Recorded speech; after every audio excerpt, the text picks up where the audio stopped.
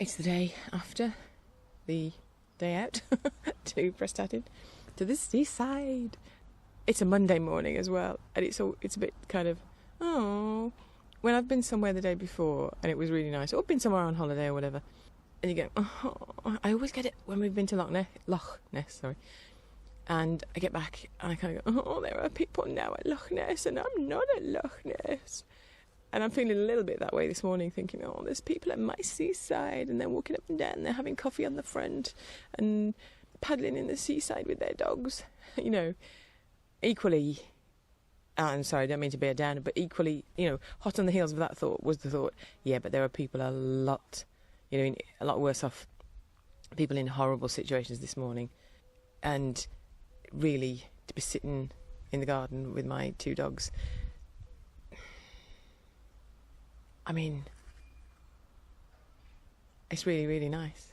It's not the seaside, but it's really, really nice to just be in the garden, in the fresh air,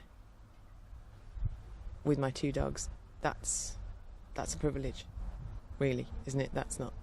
It's not like something to moan about. I'll tell you what I will moan about. I'll have a Monday. Sorry, that was my coffee clinking on the thing. I've even got coffee still. I don't know what I'm moaning about.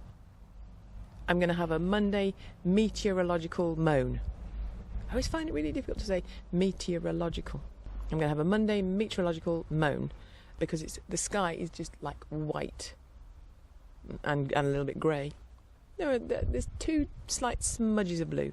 So yeah, that's my meteorological moan this morning. I don't mind how chilly it is, but a blue sky. There's something about a blue sky that does cheer you up. Perhaps it's just, we say, oh, blue skies, and we teach ourselves to like blue skies. Perhaps I should just teach myself to like white and grey overcast skies.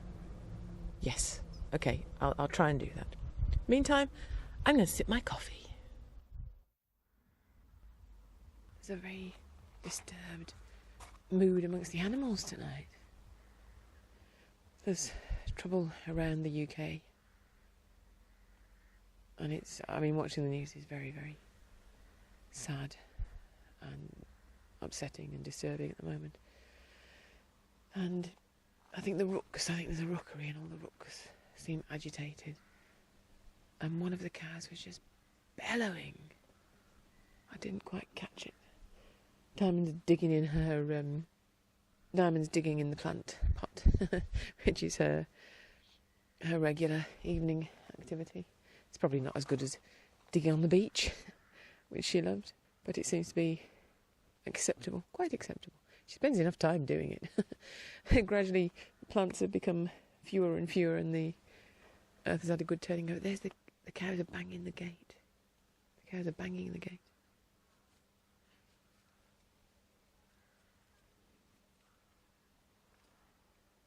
Now, if they start again, I'll try and catch it. And earlier I was sitting on the wall at the edge of the patio. I'm going to start walking up and down again. I was sitting on the wall at the edge of the patio, and there was a squeaking behind me in the grass. The grass is very long, It's to encourage wildlife. It's a wildlife sanctuary. That's our excuse. And there was a squeaking in it, as if it was, I don't know how many of you have heard, Sweep from the Sooty Show, but that very high-pitched squeaking, honestly, as if it was a family of sweep living in the grass. Or some of the squeakers from Diamond and Mischief's Toys have escaped into the grass and they're living their own little squeaker life in the grass. So, yeah. Oh, and also, a pigeon is in the tree, sitting on the nest. So I don't think they'd be doing that if they weren't still like a pair. I don't know how much they're driven by instinct, and I would assume if they lose a mate, they have the instinct to go and find another mate. I don't know. But yes, there's definitely a pigeon this evening sitting on the nest in the tree.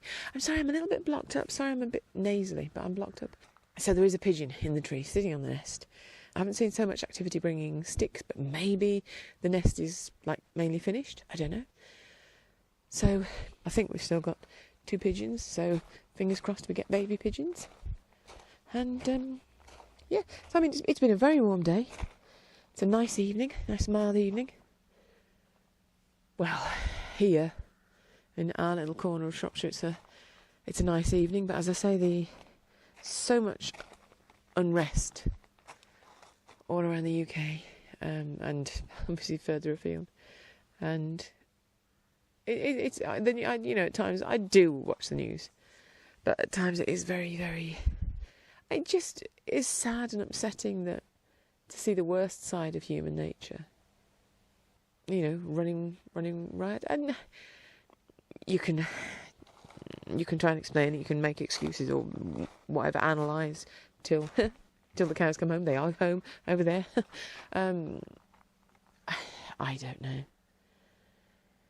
I don't know why, and I don't know the answer, and it's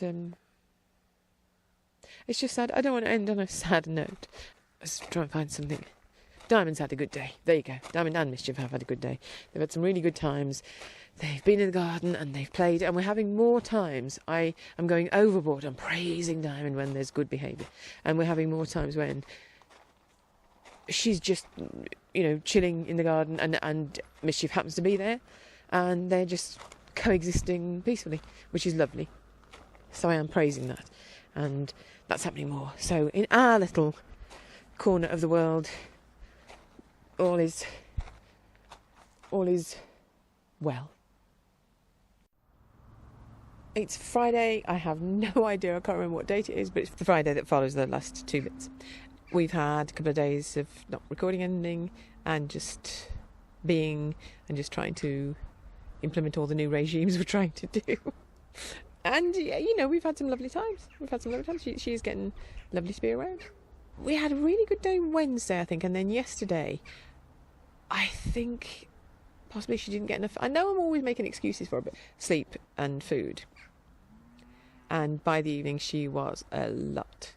But Wednesday, I actually other people went off to bed or bath or whatever. And I actually had the 2 dogs just on my own for over an hour, and it was fine. It was absolutely fine. And they just chilled and hung out and played and wrestled and, did what dogs do. And then last night, as I say, I think she was tired or hungry, or I don't know. But we had to sort of get her back in the pen when she bit us or Mischief, and then getting her out and trying again, and then popping her back in the pen. So, it's been ups and downs and that kind of thing, swings and roundabouts.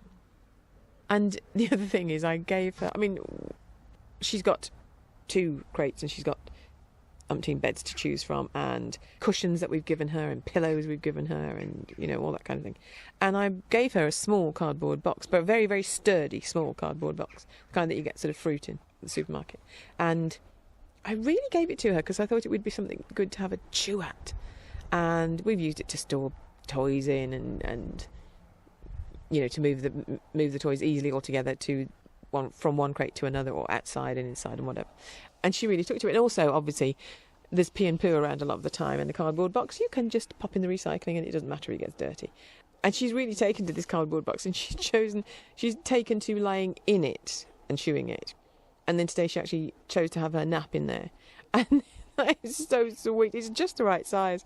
And she sort of curls up in it. She must feel cocooned, held, embraced by the cardboard, I think. And she must feel quite safe. And, so that's been good. But it's really sweet for her to... Yeah, it always intrigues me that it's not the... I project things onto the dogs, and I think, well, you will like a cushion or a soft bed or whatever. And then often they'll go, no, I'll just lie on the floor, thanks, or I'll lie in this cardboard box. Or I don't know if it's temperature, or... I don't know. Maybe if I was covered in fur, I wouldn't mind lying on a hard floor as well. I don't know. But they make decisions differently from how I expect. And the other thing is, Diamond's really found her bark in the last couple of days. And I don't know why, but there was somebody sort of walking near the garden, and she let rip with a real volley of barks. And she doesn't sound like a little dog. And she, she really let rip with, what are you doing there? I can see you. I'm a big dog. Woof, woof, woof. And then very sweetly she ran straight, Mr. Dogcaster was with her, and she ran straight back to Mr. Dogcaster and so went, you stand with me just to make sure I don't get got, but I've done some barking. I've done my job. So that was really sweet. And now if one of them barks, the other one joins in and sort of backs them up. And I always love that when that happens. They're both quite alert dogs. We had Buddy and Star together, Labrador and Bichon Frise, and Star, although smaller, was much more of a watchdog. And in fact, one of the neighbours came and said, "Your little white dog is very fierce, isn't she?" Well, that wasn't our impression of her at all. She was very loving, very opinionated, in a good way, you know. But she didn't tolerate fools. Yeah, she had her own agenda, but very affectionate and she loved whoever she loved, whether it was requited or not. She just loved you or not on her own terms. But yeah, so she was much more the watchdog, and she would start barking, and Buddy would be asleep, he'd start barking and sort of wake up and be barking before he really knew what was going on. You could see him looking at her going, "Why are we barking? Why are we half asleep still?" So when Buddy went to sleep, he was spark out, and you know, he really, really relaxed. Whereas Mischief is much more akin to the German Shepherd that my mum had years ago, and she never quite switches off. You know, she's always got one eye open. I think Diamond's going to be the same. And Ben the German Shepherd was always aware of his surroundings, and it's the difference really, like with Buddy. If you were fussing him, he would just abandon himself to the fuss and just lie on his back, and that he'd be there. Whereas Mischief will always sort of she'll be having the fuss, and then she'll suddenly look somewhere, you know, she'll sort of pull herself out of the fuss, and she'll look and just check things out and go, yeah, okay, it's okay, and then come back to having the fuss. So, and I really love those little insights you get into their characters of what's going on in their little, well, not so little, but in their doggy brain, you know. So that's been interesting. I like insights that, well, to be honest, I like insights into them and what they're thinking. But then that sets off a chain of thought in my head that often ends up in a story or article or whatever. So they're generally useful to have around, because they start me off on trains of thought that sometimes end up in money. This has been the inane ramblings of a puppy owner, with Julie Hill, and sometimes with Diamond the Papillon, and often with Mischief the German Spitzklein. You can find our regular podcasts at dogcastradio.com. And if you have a dog, whatever you're going through with your dog, I'd love to hear from you.